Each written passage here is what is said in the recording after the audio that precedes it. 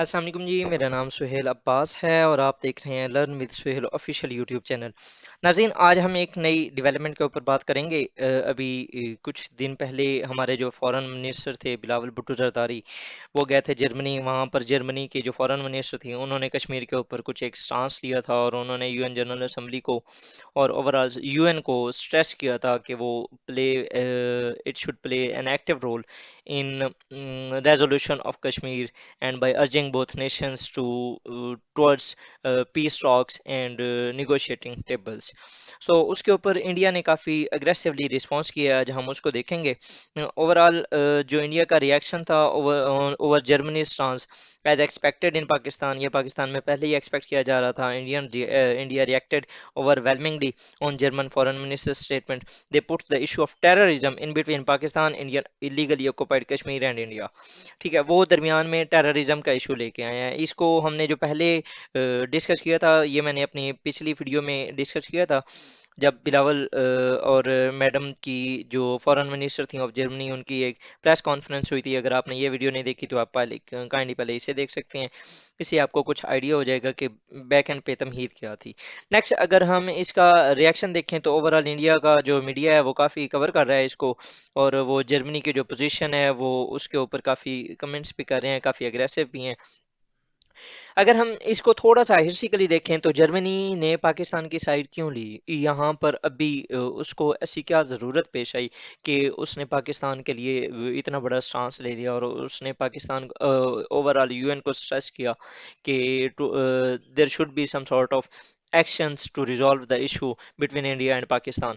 तो इससे पहले अगर देखा जाए तो अंजीला मर्कल जब चांसलर थी जर्मनी की, तब उन्होंने जब आर्टिकल 370 इन्वोक रिवोक किया था by Modi in 2019, back in 2019, तो उस वक्त उन्होंने कहा था कि ये it is the internal matter of India.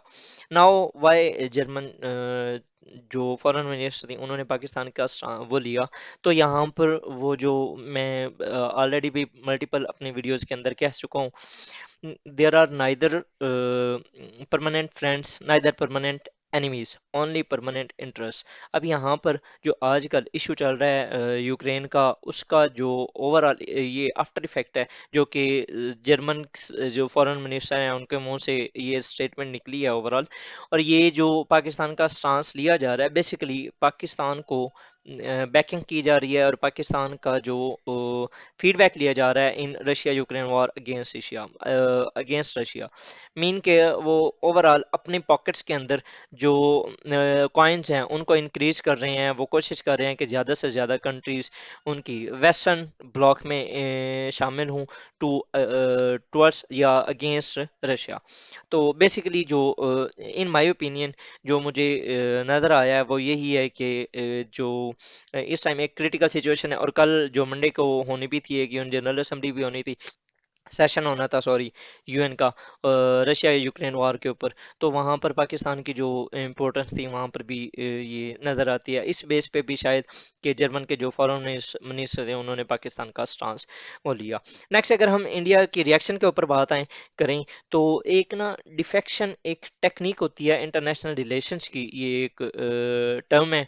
और उसके अंदर यूं होता है कि जो कंट्री होता है वो कोशिश करता है कि इग्नोर द मेजर इश्यूज, जो उनके दरमियान जो मेजर बोन ऑफ कंटेंशंस होते हैं उनको डिरेल किया जाता है और माइनर इश्यूज को इरप्ट किया जाता है to discuss on minor issues.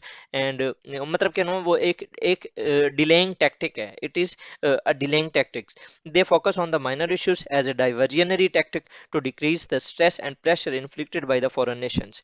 India is doing the same in this scenario. It is removing the Kashmir cause of Pakistan by mainstreaming terrorism. अच्छा, अब ये जो ministry of external affairs of India है उनके spokes person है, उनका Twitter handle है, ये वहाँ से मैंने ये लिया है। उनका जो स्टांस था, उन्होंने दरमियान में फिर वही टेररिज्म डाल दिया। उन्होंने कहा जी Indian union territory of Jammu and Kashmir has borne the brunt of such terrorism campaigns for decades. This continues now. Foreign nations have been victims there and also there in other parts of India.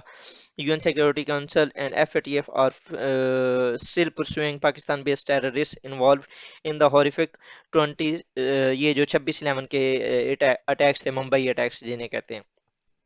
अब देखा जाए तो इन्होंने जो 3 से 4 बातें की हैं ना, इन्होंने कहा जी पहले तो पाकिस्तान एक टेरर स्पॉन्सर स्टेट है, इसका मैं जवाब देता हूँ। दूसरा जो यूएनएससी और एफएटीएफ की बात करते हैं, ये इसको भी हम डिस्कस थोड़ा सा करते हैं। और बाकी जो 26 जो सितंबर अटैक्स हैं उनको, पाकिस्तान कैसे इंडिया कहता है कि Pakistan is terror sponsor state, वो उसको लिंक किससे करता है, मुंबई अटैक से। तो अगर वो उसके साथ करता है, क्या पाकिस्तान ने कभी भी कोई टेरर अटैक नहीं सी वो किया, उसको सफर नहीं किया? हमारा जो एपीएस अटैक था वो कहाँ गया? उसके अलावा पाकिस्तान अभी भी स्टिल सफर कर रहा है। हम अगर देखें तो अगस्त के अंदर हमारे मुल्क के अंदर तकरीबन कोई 32 अटैक्स हुए हैं, और सितंबर के अंदर 42 अटैक्स हुए थे, all times high in this current year 2022। उसके अलावा अगर आप देखें तो सिंस 9/11 पाकिस्तान कितना सफ़र कर चुका है। ये हमारे जो हमारे प्राइम मिनिस्टर हैं, इन्होंने अभी यूएन जनरल असेंबली में जाके बताया भी है कि हम मल्टीपल बिलियन डॉलर्स, ऑलमोस्ट ये 150 बिलियन डॉलर्स की उनकी स्टेटमेंट थी शायद, कि इतना हम सफ़र कर चुके हैं फ्रॉम टेररिज्म। तो सबसे ज़्यादा सफ़र तो हम कर रहे हैं। और अब इसका जो कच्चा चट्टा है वो मैं यहाँ पर खोलता हूँ कि इंडिया खुद एक टेरर स्पॉन्सर स्टेट है। किस तरह? ये फिनसेंट फाइल्स हैं, ये यूएस की थी, यूएस बेस्ड थी। इनके मुताबिक 44 Indian banks have been flagged in a series of suspicious transactions, और 1 बिलियन डॉलर की ट्रांजैक्शन हुई है 2011 से 2017 तक at multiple places to multiple banks. और ये किस बेस पे थी? ये इंडिया के अपना जो मीडिया था उसने ये एक्सपोज किया था। उसके अलावा अगर देखा जाए तो पाकिस्तान के जो डीजीआईएस पियार साहब हैं, इन्होंने भी last time India as a state sponsorship of terrorism, ये डोजियर यूएन जनरल असेंबली को भी सेंड किया था, और ओवरऑल हमने दुनिया को बताया था कि किस तरह इंडिया खुद जो है वो टेरर को स्पॉन्सर कर रहा है। सिमिलरली अगर आप उसके कुलभूषण यादव को देख लें जिसको हमने पकड़ा, उसके अलावा जो आप अलकायदा के फॉर्मर स्पोक्स पर्सन है, उनके मुताबिक रावाज sponsoring us to attack in Pakistan. मतलब कि मल्टीपल लेवल की जो हमने उनको प्रॉपर फीडबैक्स के साथ और प्रॉपर फैक्ट्स के साथ हम उन्हें बताते हैं कि yes you are sponsoring, but because of Indian backing by US today we are living our stance and our cause. And similarly our जो पॉलिटिकल इंस्टेबिलिटी है, इकोनॉमिक इंस्टेबिलिटी है, वो हमें ना यहाँ पर बैक नहीं कर रही, जिस बेस पे हम अपना जो स्टांस है ओवरऑल दुनिया के ऊपर वो बता नहीं रहे। दूसरा, इंडिया कहता है कि Kashmir is a domestic matter of India. Now come to second point, ये यहाँ पर वो इसको जो इंडिया कहता है, वो कहता है अंडर द शिमला एग्रीमेंट। और शिमला एग्रीमेंट की आर्टिकल 2 सब क्लास 2 वो कहती है कि pending the final settlements of any problem neither side shall unilaterally alter the situation. मतलब कि जितने भी पेंडिंग सिचुएशंस हैं, जितने भी इश्यूज हैं, उनको कोई भी स्टेट यूनिलेटरल एक्शन के साथ रिजॉल्व नहीं करेगी। Then why India did article 5 revoked article sorry why India revoked article 370 and 35A on August 5 2019? क्योंकि ये तो दोनों कंट्रीज ने इकट्ठा मिलकर करना था, तो why India did unilateral action?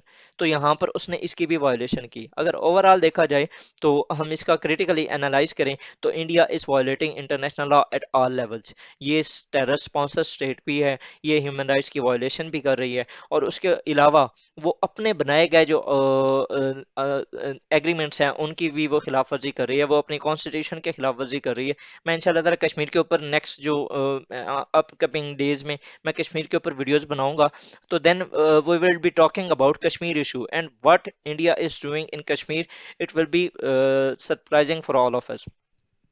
ठीक है, नेक्स्ट अगर देखें तो it is playing with the delaying tactics in Kashmir issue. ये जानबूझ के डिले कर रहा है। उसके बाद वाई ये क्यों कर रहा है? क्योंकि इस टाइम इसको यूएसए की सपोर्ट है सॉरी, और यूएसए की बैकिंग इसको क्यों है? क्योंकि US needs India to counter China.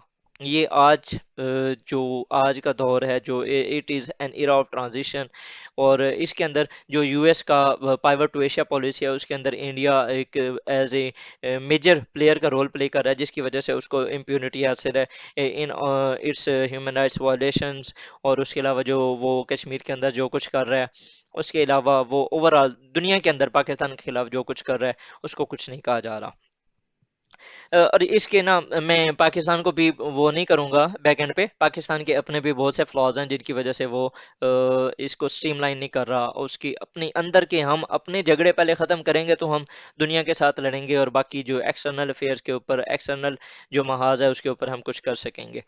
और जिस तरह मैंने आपको ऑलरेडी कहा है, no permanent enemies, no permanent fronts, only permanent interest. US आज इंडिया की सपोर्ट इसलिए कर रहा है बिकॉज यूएस को उसकी वो है ज़रूरत है। लेकिन यूएस चाइना को, रशिया को ह्यूमन राइट्स वायलेशन की उसको कश्मीर के अंदर, सॉरी, यूक्रेन के अंदर भी नज़र आती हैं, उसको उइगर्स के अंदर भी नज़र आती हैं, लेकिन उसको ना फ़लस्तीन के अंदर नज़र आती हैं ना कश्मीर के अंदर नज़र आती हैं। क्या? No permanent enemies, no permanent friends, only permanent interest. तो इसके साथ ही जी मेरा 6 दिन का क्रैश कोर्स आज लास्ट डेट है फॉर ज्वाइनिंग, 11 अक्टूबर। आज हमारी डेमो क्लास होगी इंशाल्लाह ताला बफज़ल खुदा एट 6 PM। सो ज्वाइन कीजिए, और इसके अलावा फर्दर इसको रजिस्टर कीजिए। इंशाल्लाह ताला आपको काफ़ी बेनिफिट होने वाला है। In the end, if you have not subscribe my channel, subscribe it. इंशाल्लाह ताला बफज़ल खुदा it will be helpful in your overall journey. अस्सलाम वालेकुम रहमतुल्लाह।